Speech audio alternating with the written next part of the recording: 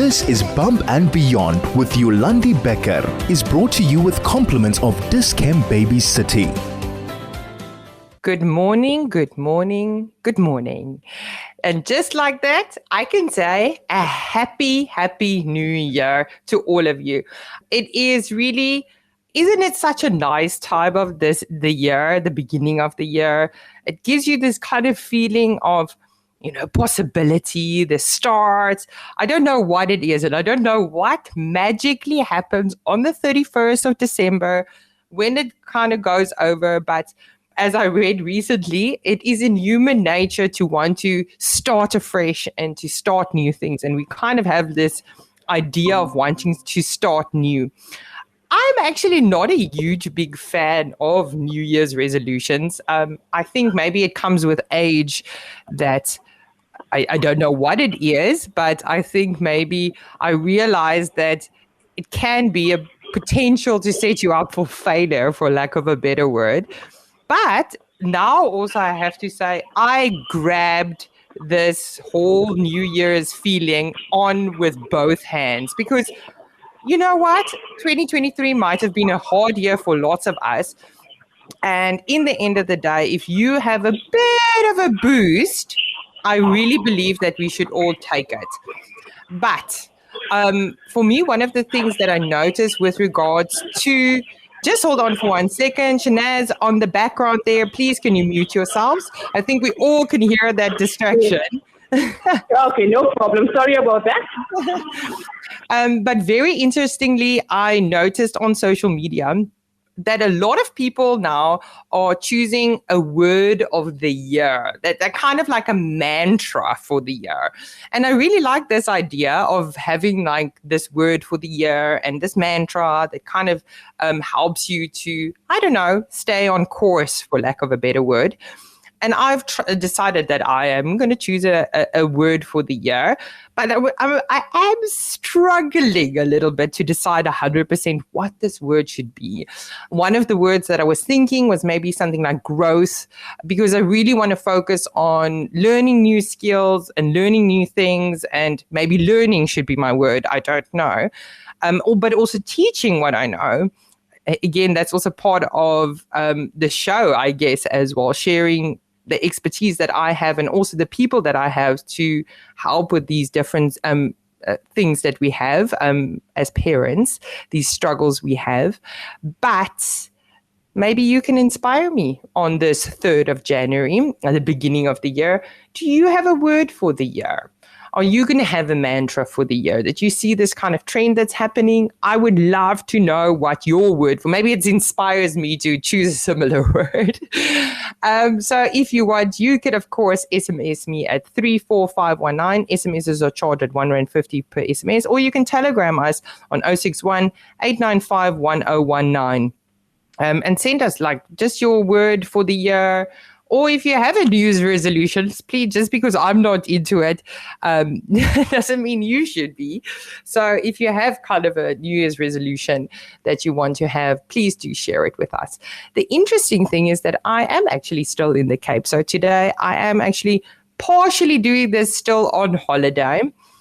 And it brings me to the topic of what we're discussing today, is that even though I am on holiday and I'm spending quite a lot more time, obviously, with my families. It's been such a blessed time. I have to say, every time we are on holiday together as a family, I only have gratitude in my heart. And it's so wonderful to see how my kids are and to spend a lot of time with them and doing different things with them. I absolutely love it. But still, surprisingly, I'm sitting here doing this, working while we're on holiday. My kids are in front of screens. I can promise you that. And I'm feeling guilty about it. I'm thinking, oh, now I'm doing this. And are they having too much screen time? Am I playing too much golf with my husband during this holiday? All these thoughts of guilt is just not constantly, but often I think I have started, realizing that kind of comes with parenting. But really, it's like mother's guilt. And that's exactly what we're talking about today, is that parental guilt that, I don't know, as soon as you find out you're pregnant with your first child, that it just, all these thoughts of feeling guilty about silly things. And sometimes it's not silly things. Sometimes it's real things. It's obviously not, or else we wouldn't be talking about this. But it is really a really big thing. So, of course, as always, I am not the only one talking about it. I have brought in the experts. And today I'm talking to mental health and wellness coach and, of course, mom, Shehnaz Moola. Hello, Shehnaz. Thank you so much for joining me. Hi, Yolandi. How are you doing? I am doing, it's New Year's. And like I mentioned earlier, I'm grabbing onto that New Year's feeling this year. I love the idea of a word instead of a New Year resolution, and it resonates so well with me. And it's actually something that I thought about last year as to what I could bring into the new year. And my word for you, Yolandi, is equilibrium. I want equilibrium. That's what I want. I just want balance for the year in all aspects of my life. So just to start off on that note. I like that. I like that balance idea. I do also have to say, though, that also brings me to the topic for today again. Like, the idea of balance sometimes brings for me also a lot of guilt feelings, because I feel like it becomes definitely balance is not going to be my word for the year. It brings me what like, it brings me anxiety. And you know what, Yolandi, that's what we actually need to remember. It's absolutely normal. Mom guilt, we say mom guilt as a very loose term, but it's actually parent guilt as a whole. It's just that moms tend to experience a lot more of it, and it actually occurs in more than 90% of parents. And so it's not something new to you or me. It is something that occurs across the board from, as you mentioned, something small, screen time, bedtime, we gave them a little extra treat, or something which is a little bit more significant. We were a little bit harder with them today. We affected their mental health in certain way that we didn't plan to, all these aspects. So it affects all of us, and it is absolutely something that we need to speak more about. Yeah, and I mean, I often, like I say to parents, because obviously all of you already know that this is my side hustle, the podcast, and that I do actually help parents to sleep better. That's my main focus. So often when I do deal with parents, I actually also, especially parents with second ones as well, I say to them, it's like, it kind of comes with the territory, mom guilt. This feeling of just, you feel guilty about taking care of yourself, not taking care of yourself, taking care of your kids, not taking care of your kids, and all these small things. And I mean, you mentioned something as well that sometimes for me is also, if we're stressed out, I remember the end of the year, like snapping at the kids for no reason whatsoever. And then I feel guilty about that. And then you overcompensate in a different aspect. Then you feel guilty about overcompensating. Isn't it fun? And exactly what you said, Yolandi. Everyone's a critic when it comes to mom. And we are often the hardest on ourselves. So every aspect of parenting is influenced by others and ourselves, even to the littlest aspect of it. And it takes place in our lives on a constant basis, and we don't actually realize how much of it is affecting us in terms of how we parent, how we manage our own mental health and our capacity to manage our children better, and how we are impacting their mental health at the end of the day.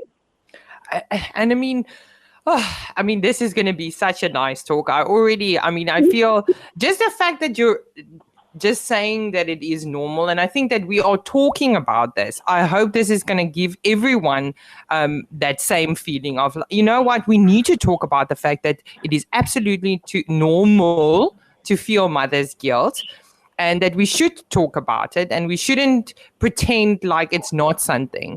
And in the same breath as well, I'm always saying, and this is something I probably say at every show, I think everyone is getting sick of this mantra, is that I often say that parenting is exactly that. It is a lot of conflicting emotions at exactly the same time. And sometimes that's the main reason why it's so tiring, is because your brain is feeling super blessed and super annoyed at the same time, and trying to get those two conflicting emotions within each other. But more on that just after this ad break. This is Bump and Beyond with Yolandi Becker is brought to you with compliments of Dis-Chem Baby City. Yes, if you've just joined me, you are on 101.9 Chai FM with me, your host, Yolandi Becker, and this is Bump and Beyond, and we've started this year off with a bang on this show, and I'm so looking forward to the rest of the year as well with regards to it, because let's roll on this New Year's feeling.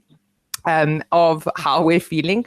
My guest today, mental health and wellness coach Shehnaz Moola, she mentioned that her word for the year is equilibrium. As I mentioned, I will definitely not be choosing that word. Just the thinking of balance gives me anxiety. I've given up on that pipe dream a very long time ago. And I never feel like my life is 100% balanced. But yet I don't fall down quite often. So maybe I am secretly balanced and I don't even realize this, because I'm a super organizer. And that's also something that I have to say, that during this holiday time, I do it often during holiday time where I don't plan anything. In all honesty, sometimes we're sitting here at 6 p.m. in the evening and we're all like, oh, we're hungry, we should maybe eat something. But that's kind of because I overplan my life. So in normal life, I always feel like I need to be a little bit more spontaneous and go with the flow during holiday time. And my brain enjoys that break, I have to say. But then again, I feel guilty at that 6 p.m. that I didn't take more care with making food. And that hence our discussion again today, mothers, that fun thing, mother's guilt. So Shehnaz, tell me a little bit. You did say that it's normal. So I'm not abnormal in my crazy feelings. It's not crazy. It's actually really unspoken about. Mom's guilt occurs in such a large portion of parents out there. As I mentioned, it's not just moms, it's parents out there. So over 90% of parents experience some form of what we call mom guilt. It's specifically for mom guilt because the extensiveness of it hits moms a lot harder. We try to shuffle a lot more. We try to create that equilibrium. We're talking about that balanced lifestyle. We try to be a mom, a wife, a home partner, caregiver. We try to fill so many roles as teachers in terms of our teaching our kids. We are part-time nurses. We are so many different things. So it hits moms a lot harder in terms of what actually impacts us in terms of mental health. And if you just take a step back to try and understand what mom guilt actually is. So if we look at it, it's that feeling of inadequacy, that feeling inside us that we are not enough to some extent. We fail to provide or support our children's needs, either emotionally, physically, spiritually, or in some context. And it's given, this is the name given to those feelings of guilt or shame, that we don't live up to either our own or others' expectations in our role as a parent. And this is really important when I say our own or others' expectations, because mom's guilt comes from societal expectations of us as well as our own expectations. So sometimes we'll talk later on about social media, for example, and the impact that has, and our lifestyle, how we've been brought up. So my mom could have been a role model to me, and I'm trying to fill bigger shoes than I'm able to fit. So we're trying to live up to either our own or others' expectations of our role as a parent, and in that we are feel that we are failing in some regard to live in terms of those unrealistic ideals of what a perfect mom should be. Oh, Shehnaz, I honestly, I actually had to take a moment to just breathe just now, to be all honest, yeah. Just to say that, like, when you struck a nerve in me a little bit when you said that, specifically that feeling of being inadequate. And as you mentioned as well, so many different roles that we have to take on as a mom. In all essence, you're a jack of all trades and a master in none, or that is the feeling that we have, that we're a master in none. And to be honest, like I said, I literally had to take a moment here to breathe a little bit and not overthink it, because I have this feeling of like immense pressure of these different roles that I have to take, and that's probably why I also don't want to have this feeling, or there was this word equilibrium, because I don't even want to think about it in all essence, or because I can't manage everything. I know that. But maybe that's also how I've realized that, in all honesty, you can't be perfect in every role. It's impossible. And what you're actually talking about, Yolandi, is actually one of the coping mechanisms on how to manage guilt, your realistic expectation of what you can achieve and what you can't achieve. And that's where how we may not be aware of it, but that is a coping mechanism that we have in order for us to manage and determine what we are able to do. What can I do for my kids? What's enough for my kids? And the beauty part of this is that it actually differs per household. It's not a standard unification of this is the blueprint of what you need for a successful child to grow up. They need love, and they need attention, and they need care. However, the dynamics of each home is so different that what fits in one home may fit differently in another. So what we are going to hopefully get to discuss is some guidelines on how to help moms or parents as a whole to manage the guilt, to look out for in terms of how to identify the sources of guilt, to see if they need extra assistance, how and what we can do to just empower them a little bit in this regard. Yes, great. Before we get to that, if you've just joined us, you are on 101.9 Chai FM. This is Bump and Beyond, and I'm your host, Yolandi Becker. And today's we're talking about parental guilt, or mother's guilt, as it is known. A very kind of normal phenomenon if you are a parent, that you're, as our guest today, Shehnaz Moola, was saying, is that feeling of being inadequate in all the various roles that we seemingly have as parentals. Yeah, like I said, for me, it's been actually a little bit of a triggering conversation. And you were just now saying that we should talk about the strategies. But before we get to that, I would like to, how do you kind of identify the symptoms or the triggers or the causes of mother's guilt? Okay, Yolandi, that is an excellent starting point. If we don't know how, we need help if we don't know what we're looking for. So let's start having an idea in terms of what are some of the signs to look out for. And when we're discussing this, I want people to consider, all your listeners to please consider this from a holistic point of view. If you have one or two thoughts regarding this, it may not be an extensive sense of mom guilt. You may have other issues, but we're just taking it from a general point of view to see how we can assist. So if you are, some of the aspects of the signs to look out for in terms of mom guilt, do you have a lot of negative self-talk regarding your parenting? Do you always self-talk, have negative self-talk in terms of, I'm not good enough in terms of my parenting. That mom seems to be handling her kids so much better. That mom packs a way better lunch than me. But when I talk about negative self-talk, I'm talking about it being a constant in your life. You feel like you are never living up to those expectations. So even though parenthood is a wave of up and downs, you tend to go more on the downward wave with negative self-talk. That's one of the signs to look out for. Linked to that is low self-worth, because we're always talking negatively about ourselves. So therefore, I have a low self-worth. Low self-worth about myself, being a mom, being able to fit the role as a parent, being able to see for my child's needs, linked exactly to what we said earlier, because the actual definition is when we feel inadequate in terms of helping our children in terms of physical, emotional, or spiritual needs. So that's linked to that level in terms of low self-worth. And it's linked to that again is anxiety and stress, because all of this then leads to excessive anxiety and stress. Every single mom wants to do the best they possibly can for their children. Every parent wants their children to thrive and to be to be able to assist them in their lives, to live effective lives, to give them love, care, attention. And when we feel like we cannot do that, we have the negative self-thought, low self-worth, leading to anxiety and stress. So that's just the start of it. And then it actually stems a little bit deeper, because the anxiety and stress then to some extent leads to depressive thoughts and poor mental health. And with the poor mental health, we have anger and rage. And this is often common. Anger and rage is often common in parents that are also completely burnt out. They're trying to fit this role of a perfect parent and a perfect mom. They are so fatigued and drained out.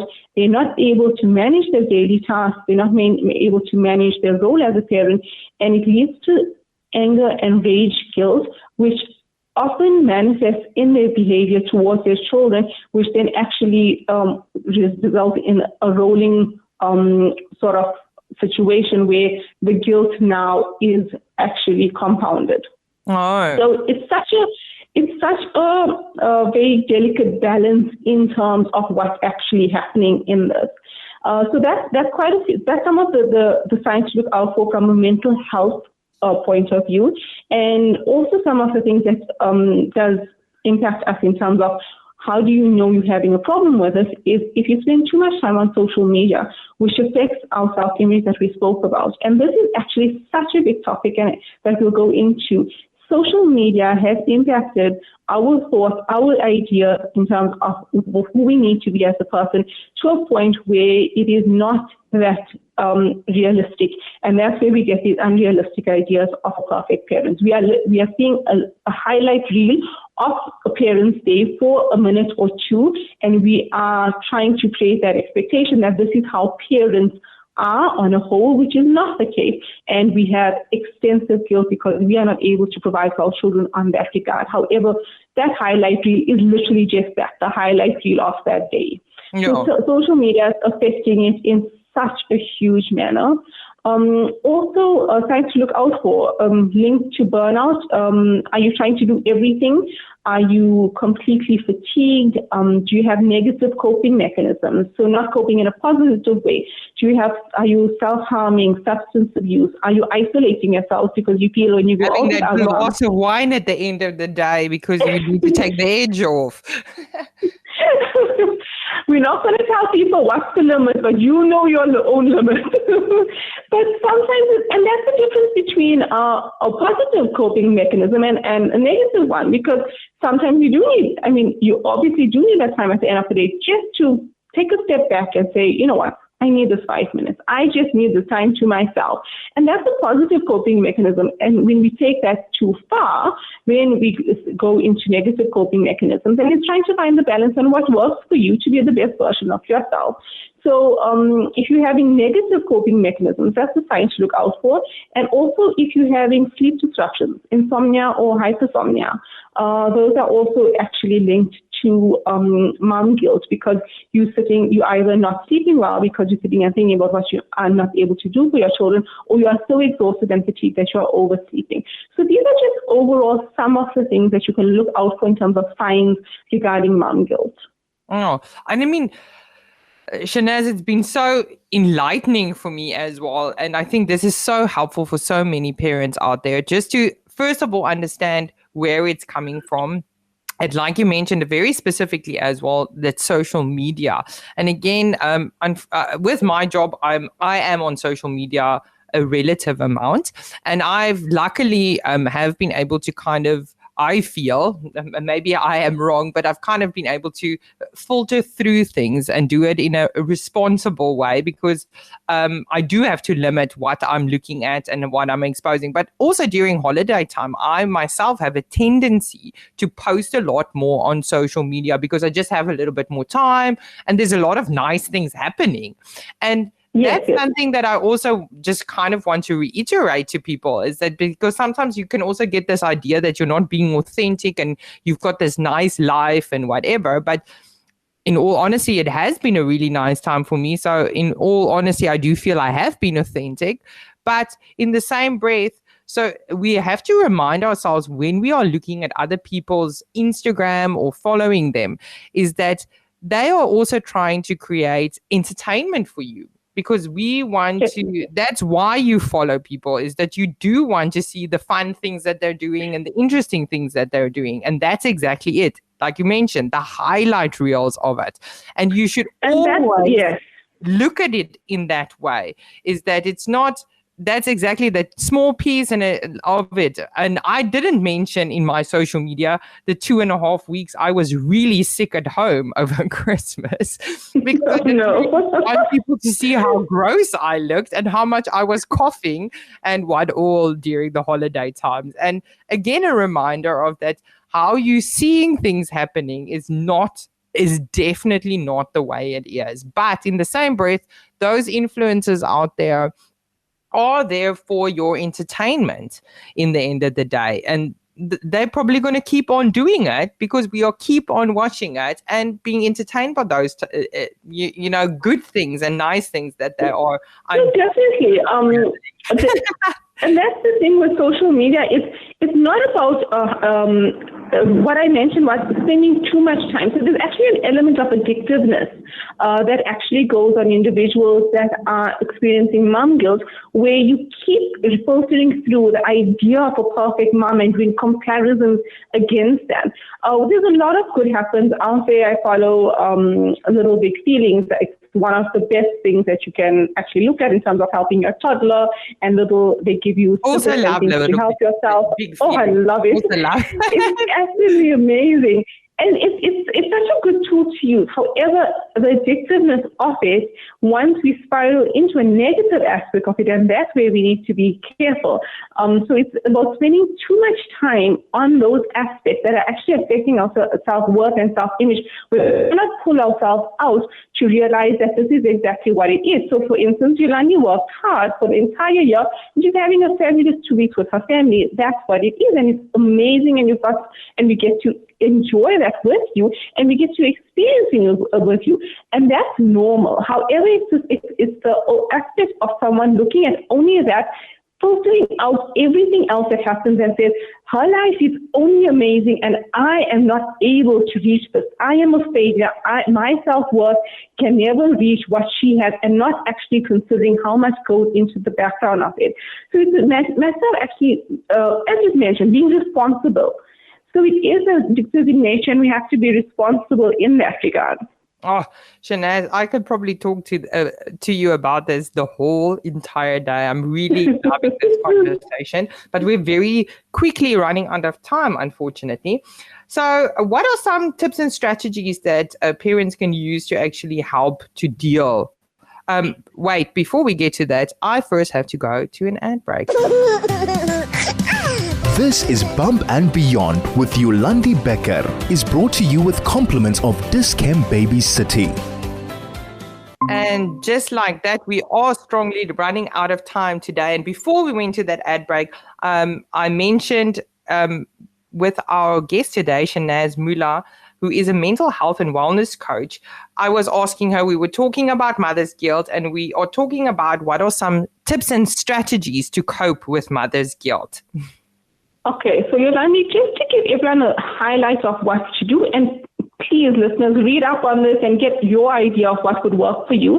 Some of the things that we can do to manage guilt is identify the sources of guilt. So identify what's your internal expectation that you put on yourself as a mom, and try and create more realistic expectations in terms of that. So basically reframe your perspective of what a good parent is so that it meets your ideal in terms of what you can manage instead of having these unrealistic expectations. Curb comparisons. Don't compare yourself and your parent's journey with that of your colleagues, friends, etc. There is always going to be someone you think is doing better. However, be gentle with yourself. Trust the process, and you are right where you need to be with your little one. Do what is best for them.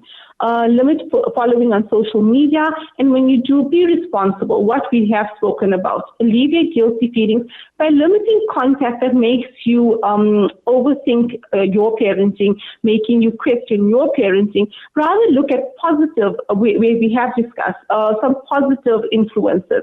Look at tips that you can get from other moms that can make your life easier. So be responsible and limit your following on social media to things that are going to make you feel better in your life.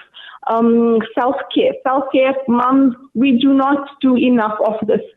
Self-care is so important. Find time, even if it's just you need to fill your cup in order for you to be able to help others. Even if it's a little time with your friends, even if it's a nap, a little pampering. I know we don't often have much time to pamper ourselves.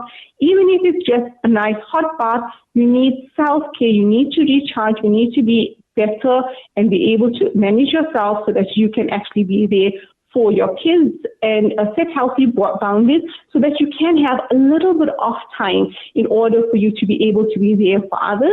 We are often the hardest on ourselves, so be kind and forgiving and take that little bit of time out for self-care.